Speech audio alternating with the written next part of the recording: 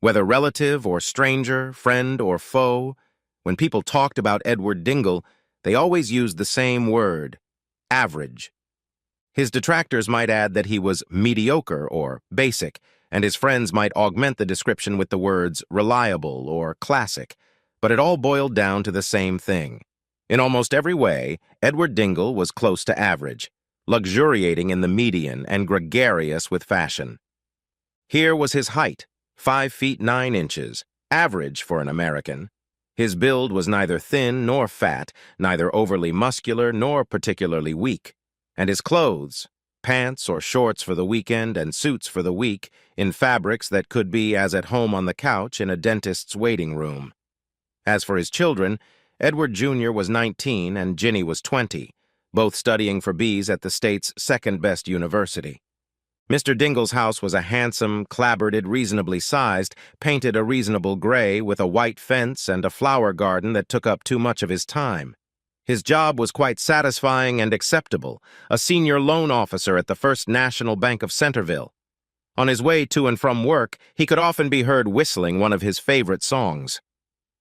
The works of the band Nickelback regularly came to mind, as well as a few other ditties from past top 40 lists. The average American family has 2.5 children. In Dingle's case, the 5th child was occupied by Rafi, a slightly spoiled gray mixed-breed dog who looked just like the third picture that appears when a person types the word mutt into Google. The dog was beloved by Dingle and his wife Jane. Ah, Jane Dingle. She, too, was of average height, 5 feet 4 inches from the sole of her sensible shoes to the top of her brunette curls, helped by regular but not excessive visits to the hairdressers. She had normal, if not average, 34C breasts, and a fairly normal height-to-weight ratio. And, like her husband, she had a pleasant, albeit garden-variety job. She was the number 2 agent at World on a String, the best travel agency in town. If there was anything remarkable, though perhaps still average, about the Dingles' lives, it was their shared love. Married for 22 years, they went out to dinner once a week and cuddled on the couch every night. Mrs. Dingle wasn't the biggest Nickelback fan. Her tastes leaned more toward Kelly Clarkson and, occasionally, Weezer. But if pressed, she had to admit that few things sounded better than "If Today Was Your Last Day" when played from the safe circle of her husband's embrace. The Dingles demonstrated their love in perfectly ordinary ways. For him, it was carnations once a week and roses once a month delivered to her office. They had dinner every Friday at one of their favorite restaurants and went to movies and dances with enviable regularity. He was already saving for their 25th wedding anniversary, a trip to Hawaii. Where else? As for Mrs. Dingle, she too showed her love in ways that were close to average. Baked goods were delivered to his table every Monday, usually chocolate chip cookies or brownies, though she once ventured into Blondie and walnuts, which she later wrote off as a midlife crisis. And she often tried to spice up their sex life, though the spices were admittedly mostly cinnamon and nutmeg. Victoria's Secret lingerie, pink, of course, and tricks she'd heard about from her girlfriends, like how to meet him home from work in nothing but saran wrap.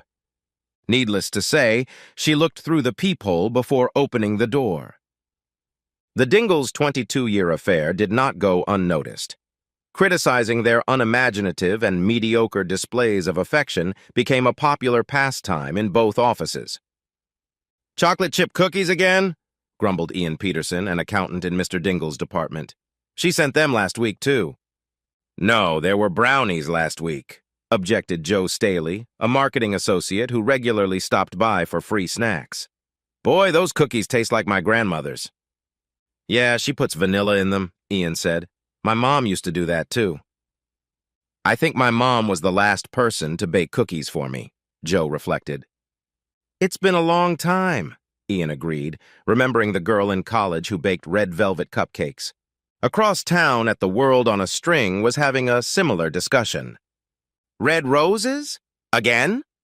snorted Christina Hausman, sitting 2 desks away from Jane Dingle. "Seriously, does he get all his date ideas from books?" "I know," said her friend Bernice Kay, sitting at a neighboring table. "Maybe something like 50 romantic gestures that were boring when your grandparents were kids." Christine giggled. That's so cute. I need insulin.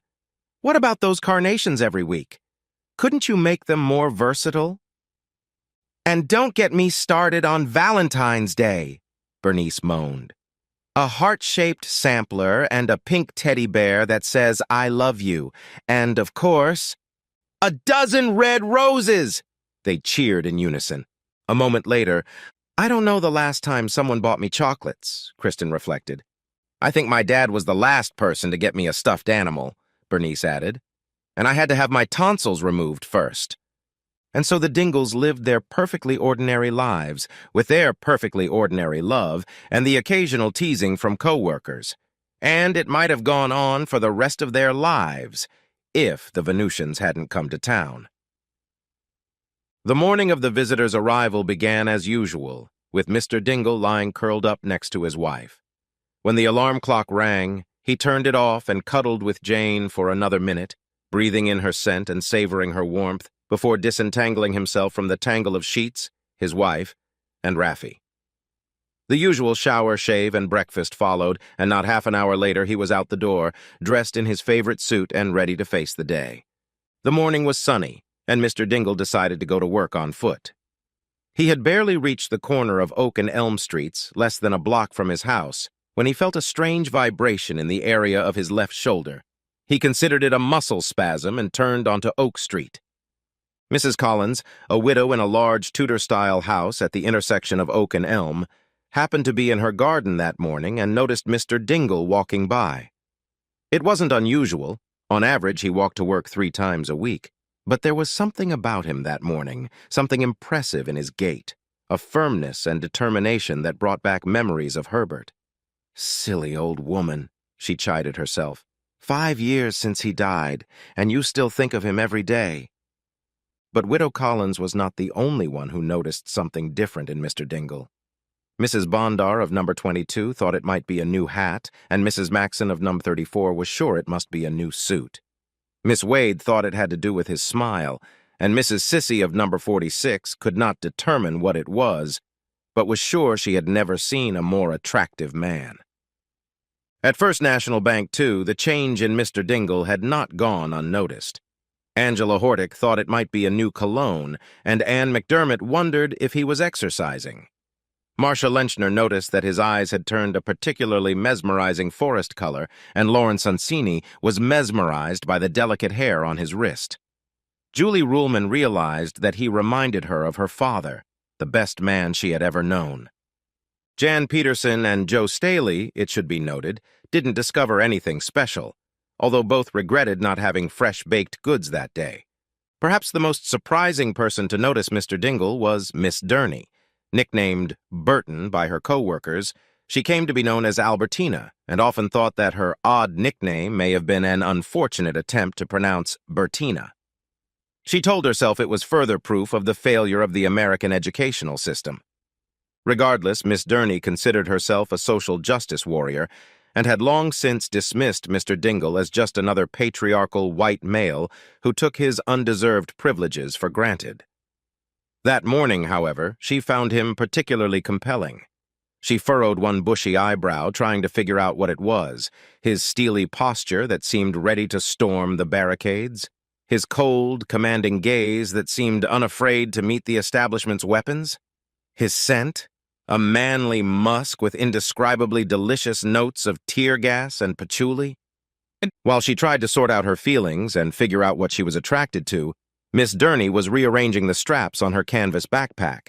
This was usually done on Sundays, when she chose her priorities for the week and arranged the ribbons accordingly. But today she noticed that her purple ribbon depicting animal abuse looked especially appealing next to the white ribbon depicting child exploitation. Peachy uterine cancer went very much with blue short bowel syndrome. Maybe not all men are instruments of patriarchy, she thought, and then she thought, what the hell is wrong with me? Mr. Dingle, for his part, was unaware of the heightened emotions and startling sensations coursing through his office. First up, at 9:30, was Mr. Futterberg, who was applying for a loan to expand his sporting goods store. He was followed at 10:15 by Mr. Taylor, who wanted a loan to build a swimming pool. Both went through the usual average interview. Mr. Futterberg readily agreed, and Mr. Taylor seemed completely unconcerned that he would probably never recoup his investment in the pool, and his application went through as well.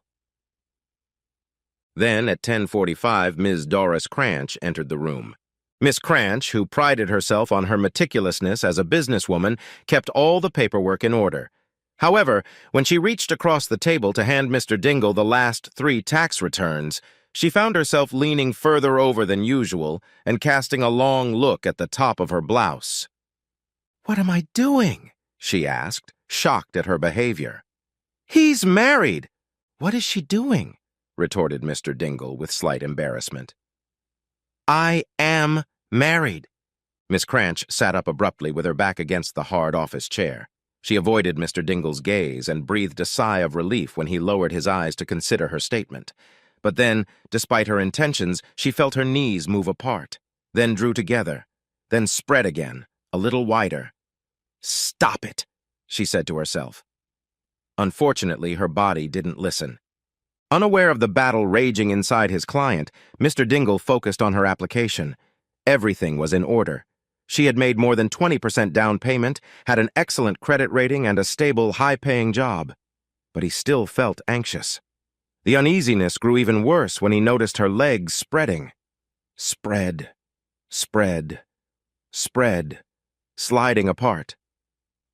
"Ms. Crunch!" he exclaimed. I'm sorry," she replied, clutching her knees. I was out of sorts this morning." She wiped droplets of sweat from her forehead. "Perhaps I should reschedule for next week." "That's probably best," Mr. Dingle agreed. "Your application is in order, and approval should just be a matter of dotting the I's and T's. Just call my secretary and we'll make an appointment." "Thank you, Mr. Dingle," Miss Crunch said, avoiding his gaze as she gathered her papers and walked slowly to the door. "I'll see you next week." "Great, Miss Crunch, I'll see you then," he replied, as he watched her walk away, swaying her hips. Although Mr. Dingle tried to be gracious, his encounter with Miss Crunch left him shaken. Fortunately, he didn't have to meet any more customers that morning. However, his day was no less unusual or less disturbing. At 11 o'clock, he received a call from Miss Hortick, who needed help with her computer. Although the bank has a help desk, many employees found it condescending and avoided contacting it unless absolutely necessary. In the loan department, Mr. Dingle had developed a reputation for being helpful with computer problems, so it was not surprising that Miss Hortick sought his help. What was surprising, however, was how the atmosphere changed when he left his office. The common room was hotter and more humid than usual, as evidenced by the blush that flooded every woman's cheeks and the undone buttons on every blouse. Shaking his head, Mr. Dingle headed for Miss Hortick's office. She too was flushed and, stammering, explained her problem to him. Standing beside her chair, he noticed that several buttons were undone on her blouse, and that she was wearing a black bra. He soon realized that her problem, the label she'd removed, was easy to solve. Suspiciously easy. "Already better," he told her, straightening up. She bit her lip. "Thank you, Mr. Dingle," she sighed. "Have a good day." "You too, Miss Hortick," he replied and hurriedly withdrew. Returning to the safety of his office, Mr. Dingle noticed a crumpled scrap of cloth on the desk. Picking it up, he saw that it was red panties, quite wet and with lots of lace. Not knowing what to do, he placed them on the poofy behind the table. Perhaps the hostess would want to pick them up later. "What the hell is going on?" he asked. Meanwhile, some of the women who had seen Mr. Dingle that morning found their imaginations drifting toward banking. Mrs. Sissy realized she had a pressing question about deducting interest for tax purposes, and Miss Wade pondered buying and renting. Mrs. Bonder pondered that it might be time to replace her old car, and Widow Collins pondered whether she should use a home improvement loan to build a sex room. In all cases, they knew from whom they could find the answers they needed: Mr. Dingle. By 1 o'clock, Mr. Dingle had worked on most of the computers in the office. Ms. McDermott needed a reminder on how to cut and paste text, and Mrs. Lenchner couldn't remember her password. Mrs. Sonsini couldn't find her web browser, and Ms. Ruhlman seemed puzzled by the light switch on her extension cord. Even Ms. Durney, who was usually one of the most technically literate in the office, seemed to have forgotten how to find the files on her desktop. Watching her lick her light fur-covered upper lip, Mr. Dingle felt a shiver run down his spine, and every call from the technician seemed to bring a special package to Mr. Dingle's desk. Panties and then bras in a variety of colors went into his bureaus, and then into a stack that he gathered on his poof. His office, he thought, was beginning to look like a thrift store, and the smell was reminiscent of the odor from a bed and breakfast. When he first entered, Mr. Dingle's calendar was free for the afternoon, but he soon found it filled with people coming in for appointments. At 1:30, Mrs. Sissy came in for tax advice. She had forgotten to bring her returns, much less receipts, but from the way she touched her hair, licked her lips, arched her back, and did gymnastics in her chair, it looked like she was preparing an interpretive dance. Mr. Dingle was sure it wasn't the federal tax code that inspired him. He recognized that, lacking the proper credentials, he could advise nothing, and sent her on her way, offering to make a follow-up appointment. However, Mrs. Sissy was barely out the door when she was replaced by Mrs. Bondar, who wanted to discuss the purchase of a new car with him, even though she had not researched the make or model, had not brought an income statement, and did not know what her credit rating was. As he walked her out, he noticed that a crowd of women had already gathered at his office door, including Mrs. Sissy, who seemed to be settling into one of the chairs. Widow Collins had barely begun to outline her plan for home improvement when the voices outside the door grew louder. "What did you say, Mrs. Collins?" asked Mr. Dingle. "I'm asking if I can deduct the cost of the chair from the Filipino basket if I use it to entertain my banker," she exclaimed. "I'm next," proclaimed a voice from the other side of the door. "Hell no," replied the other. "I've been waiting." "Fuck you. We've all been waiting." "What's a Filipino basket chair?" asked Mr. Dingle. "I need help with my computer," shouted a voice. My floppy disk needs a hard drive." "Nobody uses floppy disks anymore, you slut." "Well, it's—" Mrs. Collins began, but then they started pounding on the door with their hands. "Let us in," said one of the voices. "I have to discuss tax expenditures and deductions."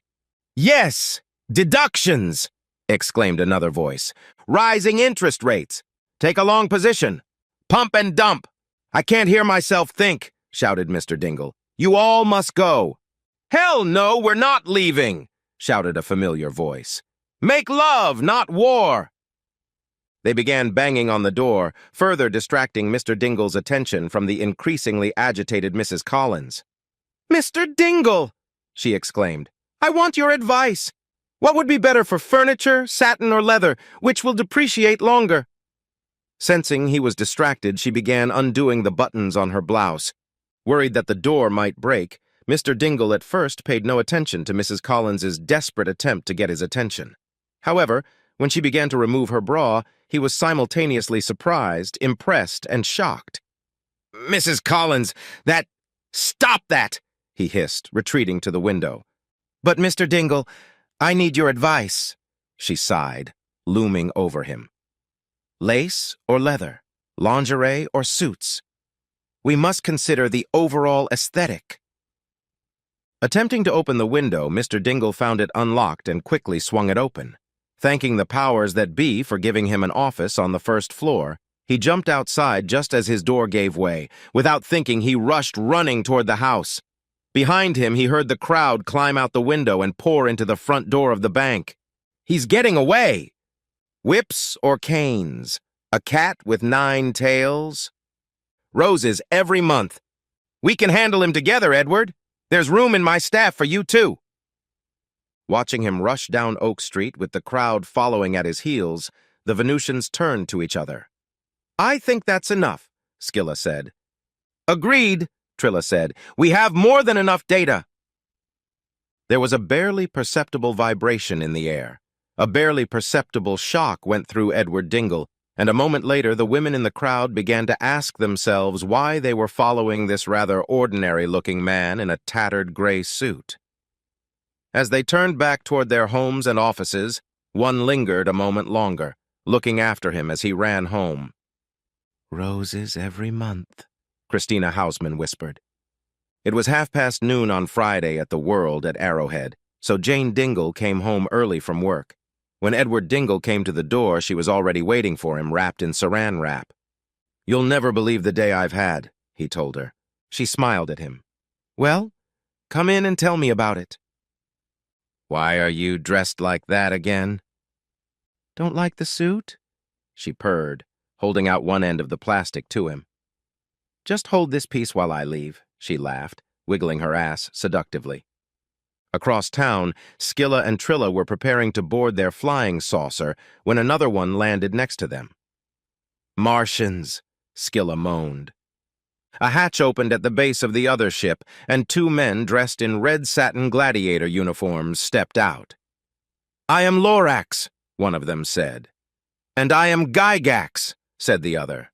The Venusians rolled their eyes. They were Martians. Of course they were men, and of course their names ended in X. "We are Skilla and Trilla," Skilla said. The Martians rolled their eyes. Women with A names, wearing revealing green satin dresses.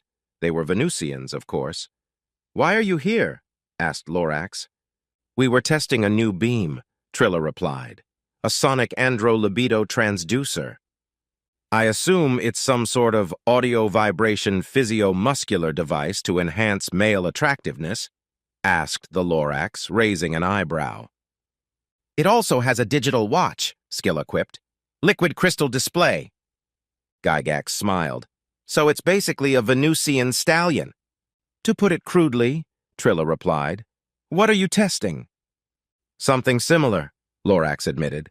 "A sonic gyno-libido transducer." Skilla grinned. "You mean the Martian whore ray?" "If you want to be rude," Gygax snorted. "I see yours doesn't have a watch," Trilla remarked with a smirk. All four aliens remembered why war had once broken out on their planets. "Perhaps we can help," Skilla said in a conciliatory tone. "What are you looking for?" "A truly average woman," Lorax said. "Preferably married." "It's hard to find truly average people these days," Skilla admitted, "but we have someone who might be a good fit.